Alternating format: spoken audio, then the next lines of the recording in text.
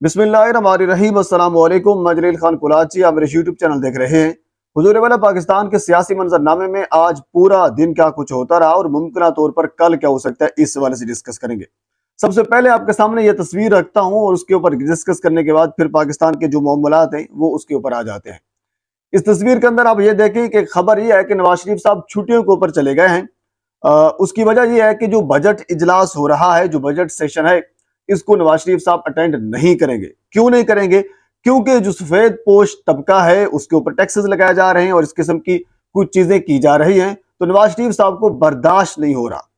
इससे पहले आपको याद होगा कि मरियम नवाज साहबा ने कहा था कि जब पेट्रोल की कीमत बढ़ाई जा रही थी तो नवाज शरीफ साहब इजलास छोड़कर चले गए थे। यानी क्या बात है, यकीन माने इन लोगों ने, ये असल में और 90 की दिहाई के अंदर रह रहे हैं और इन्होंने कसम उठा रखी है कि हमने झूठ बोलना है और हमने अवाम को, पाकिस्तानी कौम को बेवकूफ बनाना है।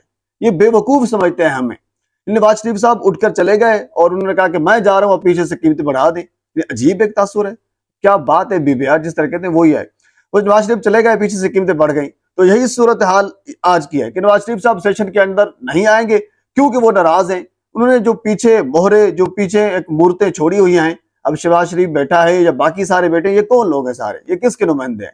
आप खुद ही तो कहते हैं कि हमें नवाज शरीफ साहब लीड कर रहे हैं, हमारी क्यादत वो कर रहे हैं, उन्हीं की क्यादत में सब कुछ हो रहा है, फैसले वो कर रहे हैं। यानी दूसरी जानब आप अवाम को बेवकूफ बना रहे हैं कि नवाज शरीफ साहब सेशन अटेंड नहीं करेंगे।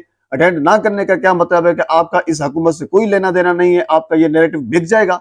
हरगिज़ ही नहीं बिकेगा।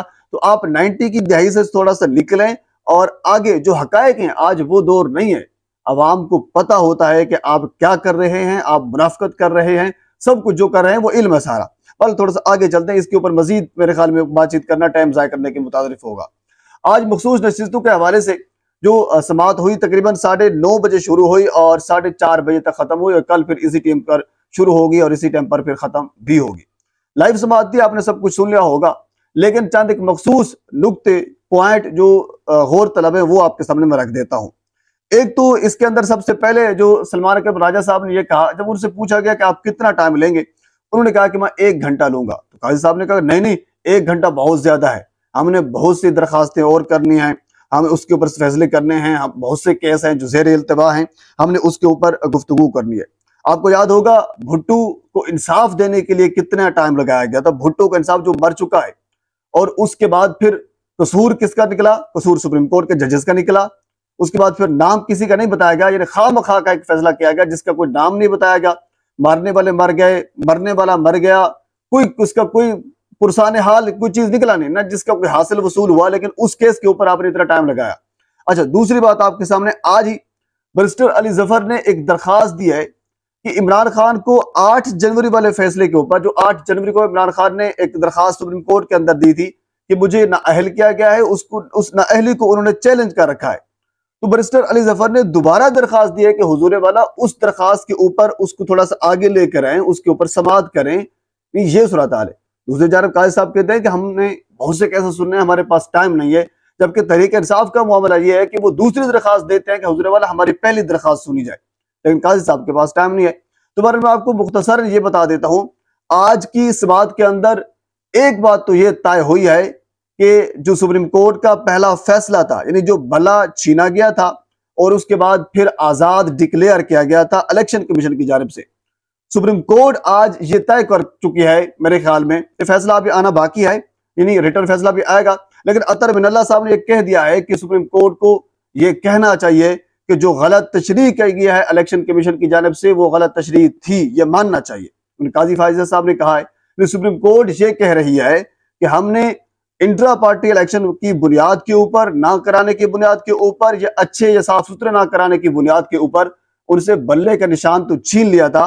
तरीके इंसाफ बतौर जमात मौजूद थी, वो आजाद हैसियत में नहीं थे, उनकी मखसूस नशिस्तें बनती हैं। अगर वो आजाद थी तो जरी सी बात, फिर उनकी मखसूस नशिस्तें बनती हैं, आजाद नहीं थे फिर तो मखसूस नशिस्तें उनकी बनती हैं। लेकिन गलत तशरीह किया गया है इलेक्शन कमीशन की जानिब से। अगर इलेक्शन कमीशन की जानिब से गलत तशरीह की गई है तो फिर ऐसी बात है, उसको दुरुस्त करना आपका काम है ना। आपको याद होगा कासिम सूरी ने एक रूलिंग दी थी, तो फिर आपने कहा था कि ये रूलिंग गलत है, आपने उसको दुरुस्त कर दिया। यानी जो काम गलत था तो दुरुस्त करना भी तो आपका काम होता है, तो आप उसको दुरुस्त करें। बहरहाल आज काजी फाइजा साहब ने उसके ऊपर बहुत से काम किए।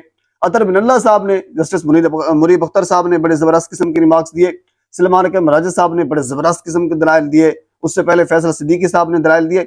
बहरहाल ये समाअत कल जो है वो 9:30 से दोबारा शुरू होगी और उसके बाद फिर जनाब अली तकरीबन को 4:30 बजे तक ये बात चलती रहेगी। थोड़ा सा हम आगे चलते हैं। अगली खबर इंतहाई अहम है। वो अहम ये है कि जस्टिस तारिक महमूद जहांगीरी साहब इलेक्शनल ट्रिब्यूनल के जज मुकर्रर हुए थे, जो इस्लामाबाद के तीनों हल्के हैं, उन तीनों हल्कों के उन्होंने फैसला करने था और उन्होंने बाकायदा तौर पर फॉर्म 45 और फॉर्म 47 मंगवा लिए थे। ये सारी चीजें मंगवा ली थी और साथ ये जिक्र भी हुआ था कि अब हलफ के ऊपर फॉर्म दिए जाएंगे, हलफ देंगे कैंडिडेट जो जीते हुए हैं और उसके बाद फिर इनके फॉरेंसिक भी करवाए जाएंगे, पाकिस्तान के होगा, पाकिस्तान से बाहर भी होगा। यानी मुकम्मल तहकीकात कराने का बाकायदा उन्होंने हुक्म जारी किया था। तो उसके बाद फिर जब इनको लगा, पाकिस्तान मुस्लिम लीग नून के जो तीनों MNAs हैं, जब उनको ये लगा कि अब मामला थोड़ा सा गड़बड़ है, तो इलेक्शन कमीशन के अंदर चले गए थे। इलेक्शन कमीशन ने ये कहा कि उन्होंने कहा कि हमें जस्टिस जहांगीरी के ऊपर एतराज है। इलेक्शन कमीशन ने उनकी बात मान ली और कहा कि ठीक है, हम आपको नया जज दे देते हैं। लेकिन पाकिस्तान तहरीक इंसाफ के जो रहनुमा थे, शुएब शाहीन और बाकी लोग, वो इस्लामाबाद हाई कोर्ट के अंदर चले गए थे। आज इस्लामाबाद हाई कोर्ट के अंदर जाकर ये फैसला, हालांकि इससे पहले एक समाअत हो चुकी है, आज बाकायदा तौर पर यह फैसला आया है कि जो इलेक्शन कमीशन का फैसला है उसको मुअत्तल कर दिया गया है। यानी जस्टिस जहांगीरी वाला जो ट्रिब्यूनल है वो बहाल कर दिया गया है। जस्टिस जहांगीरी इस केस को दोबारा सुनेंगे, यानी वो पहले वाला सीन दोबारा दोहराया जाएगा कि फॉर्म 45 लेकर आए, सारे के सारे लेकर आए, हलफ के ऊपर बात करें, इसका फॉरेंसिक भी होगा। यानी अब पता चलेगा कहां से हिसाब किताब डाला गया है। तो अब जरी सी बात है, जरा ये बता रहे हैं कि बल्कि ये कंफर्म है, क्योंकि इनको पता है, अंडरस्टूड है, हलफ देना पड़ेगा, नाअहल भी होंगे, साथ बेइज्जती भी होगी। तो तीनों MNAs जो मुस्लिम लीग नून के हैं, उन्होंने ये फैसला किया है कि अब ऐसा करते हैं कि इस्तीफा दे देते हैं और उसके बाद जाके थोड़ी सी इज्जत बच जाए। हम इस इस्तीफा इस खातर दे देते हैं कि हम, क्योंकि ये सारा मामला जो है वो थोड़ा सा मशकूक हो गया है, तहरीक इंसाफ को एतराज है, तो हम दोबारा इलेक्शन में आने के लिए तैयार हैं ताकि थोड़ी बहुत इज्जत हमारी भी बच जाए। तो ये सूरत हाल इंतहाई खतरनाक हो चुके हैं पाकिस्तान मुस्लिम लीग नून के लिए, जबकि पाकिस्तान तहरीक इंसाफ के लिए ये एक खुशखबरी है और बड़ा एक संगे मील है, जिसका भी पहला कतरा जो है वो उन्होंने अबूर कर लिया है। अभी आगे इम्तिहान जो है वो इंशाल्लाह वो अबूर करेंगे। ऐसी बात है, आईन और कानून की बालादस्ती हमारे ख्याल में होनी चाहिए। बहरहाल अगली खबर इंतहाई अहम है। फौजी ऑपरेशन के हवाले से आपको पता है कि मामला चल रहा है, इसके ऊपर पाकिस्तान तहरीक इंसाफ बारहा एतराज कर चुकी है। असद कैसर ने कल असम्बली के अंदर एतराज किया, शहरयार अफरीदी, शानदाना गुलजार साहबा और मौलाना फजल रहमान साहब ने आज प्रेस कॉन्फ्रेंस किया और उसके अंदर उन्होंने वाज़े तौर पर कहा है कि एपेक्स कमेटी क्या होती है, यानी उसकी क्या हैसियत है। उनको ज़ाहिर सी बात है डायलॉग करनी चाहिए, बातचीत करनी चाहिए, उसके बाद फिर हल निकालना चाहिए।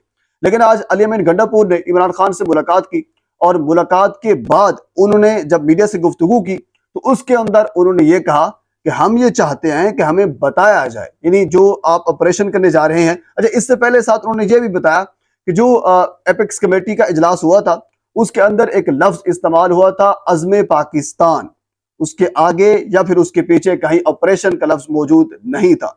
अब तो ऑपरेशन का लफ्ज की उसके साथ आ गया है और साथ अज़्म पाकिस्तान से अज़्म इस्तेहकाम का नाम जो है वो डाल दिया गया है।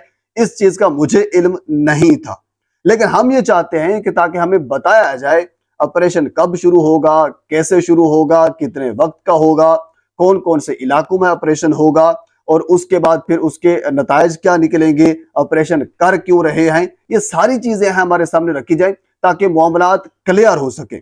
और इसके साथ उन्होंने ये भी कहा कि मैं DGISPR और आर्मी चीफ साहब से मुलाकात करने का भी ख्वाहिशमंद हूँ ताकि मुलाकात की जा सके और ये मामला जो है उसको वाइंड अप किया जा सके, क्यों ऑपरेशन क्यों किया जा रहा है। ज़ाहिर सी बात है, अगर सूबाई हुकूमत इसकी मुखालफत करती है तो ज़ाहिर सी बात है फिर मामला बिगड़ जाएगा, फिर गवर्नर राज की तरफ जाने आप जाएंगे, फिर आप मार्शल लॉ की जानब आप जाएंगे, तो मामला मजीद बिगड़ सकता है। तो इसका बेहतर रास्ता यही होगा, मुलाकात होगी और मुलाकात करने के बाद फिर जो नताइज होंगे वो सामने आएंगे। यानी इमरान खान से जो उन्होंने मुलाकात की है उसका नतीजा यही निकलता है कि इमरान खान ने यही कहा है कि उनसे आप पूछे कि आप कितने वक्त का ऑपरेशन करने चाह रहे हैं, क्यों करना चाह रहे हैं, वजह क्या है, एतमाद में लिया जाए।